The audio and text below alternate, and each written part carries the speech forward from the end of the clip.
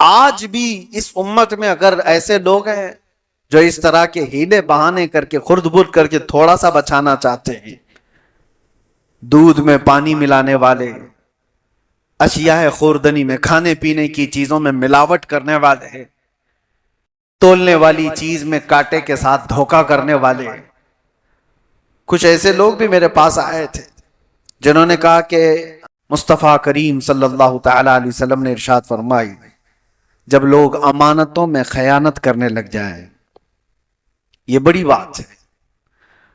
اور ایک چیز حضور اکرم صلی اللہ علیہ وسلم نے فرمایا جب لوگ ناپ تول میں کمی کرنے لگ جائیں تو ان پر دو چیزیں مسلط کی جاتی ہیں، ناپ تول میں کمی کرنے والے، امانت میں خیانت کرنے والے۔ حضور فرماتے ہیں بارش بھی روک لی جاتی ہے اور ظالم حاکم کو ان کے اوپر بٹھا دیا جاتا ہے، اس کے ظلم کو سہتے رہیں گے۔ ظالم حاکم اگر تمہارے سروں پر بٹھا دیا گیا ہے تو تمہارے اعمال یہ تمہارے خرد برد کی وجہ سے لوگوں میں ایک بڑی برائیاں یہ پھیلی ہوئی ہیں۔ ناپ تول میں کمی کرنے والوں پر ایک بہت بڑا عذاب آیا تھا، یہ حضرت شعیب علیہ السلام کی قوم کرتی تھی۔ قرآن پاک میں ہے، اللہ فرماتا وَلَا تَنْقُصُوا الْمِكْيَالَ وَالْمِيزَانَ، حضرت شعیب علیہ السلام کہتے تھے کہ ناپ تول میں ہرگز کمی نہ کرو، یہ اللہ کے عذاب کو دعوت دینے والی چیز ہے، لیکن وہ قوم مانتی نہیں تھی۔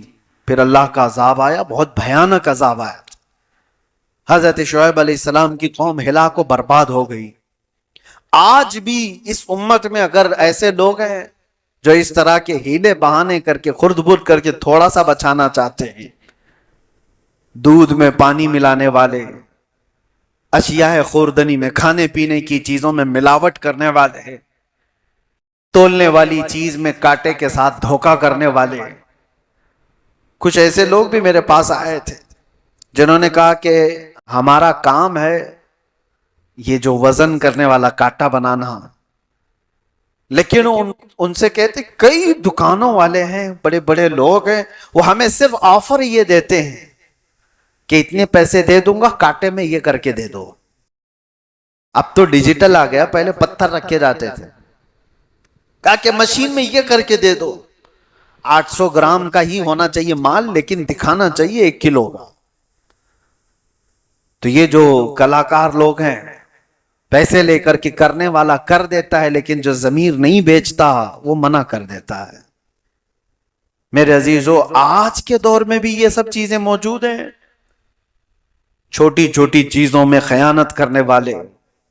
اسی لیے میرے آقا صلی اللہ تعالی علیہ وسلم فرماتے ہیں مومن ہر برائی کر سکتا ہے لیکن جھوٹا اور خیانت دار نہیں ہو سکتا۔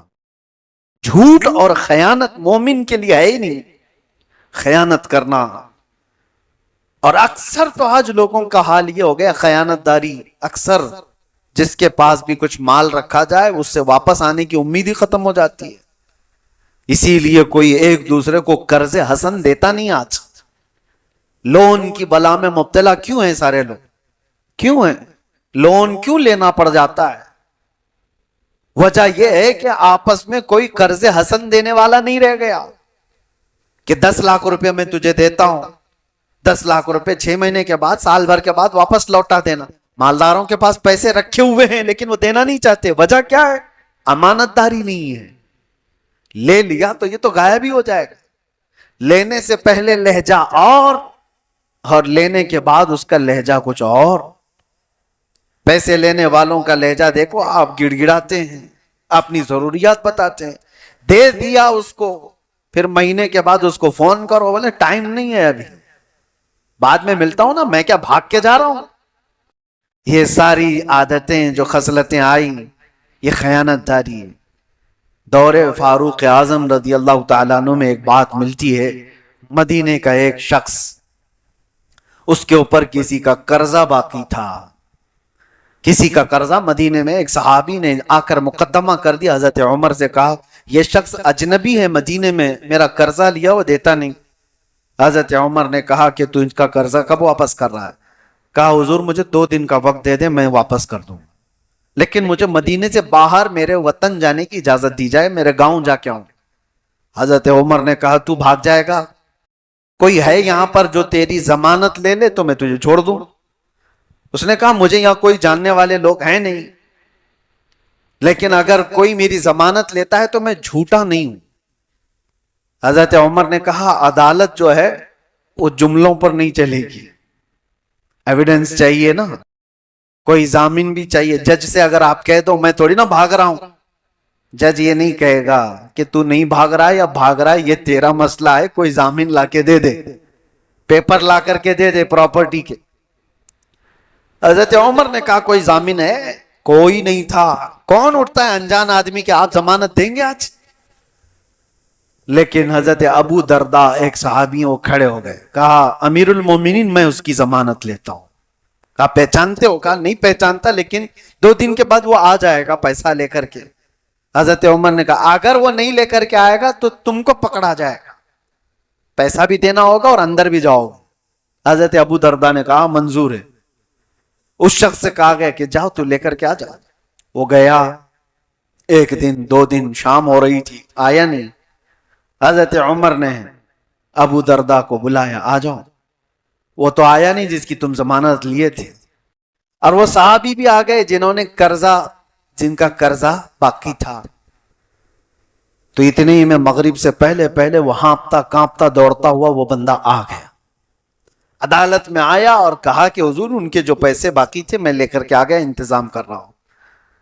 اتنا کرنا تھا کہ وہ صحابی رسول جن کا قرضہ باقی تھا وہ کھڑے ہو گئے، کہا امیر المومنین اللہ کی عزت کی قسم میں آپ کے سامنے گواہی دیتا ہوں کہ اس بندے کا قرضہ میں نے معاف کر دیا، مجھے واپس نہیں چاہیے، میں نے معاف کر دیا۔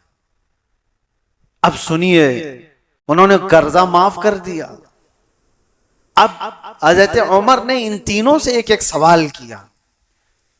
پہلے یہ اس شخص سے کہا تو چلا گیا تھا، بھاگ گیا تھا، تیرا گاؤں بھی نہیں معلوم، تو کہاں کا رہنے والا، پیسہ لے کر کے چلا گیا ہوتا تو تجھے پکڑنے میں بڑی دقت آ سکتی، یا تو چھپ چھپا کر کے رہ سکتا تھا، آیا کیوں اپنے ٹائم پر؟ توجہ ہے مسلمانوں۔ وہ شخص کہتا ہے امیر المومنین میں چاہتا تو بھاگ کر چلا جاتا، لیکن واپس اپنے وعدے کے مطابق اس لیے آ گیا کہ بعد کو کوئی آنے والا یہ نہ کہہ دے کہ محمد کے غلام دھوکے باز ہوتے، میرے نبی صلی اللہ علیہ وسلم تک کوئی کہہ نہ دے کہ ان کے غلاموں میں وعدہ خلافی ہے، اس لیے میں واپس آ گیا، وعدہ کیا تھا تو پورا کر دیا۔ حضرت عمر رضی اللہ تعالیٰ عنہ نے ابو درداء صحابی سے پوچھا کہ آپ تو جانتے نہیں تھے اس کو کیسے ضمانت دے دی؟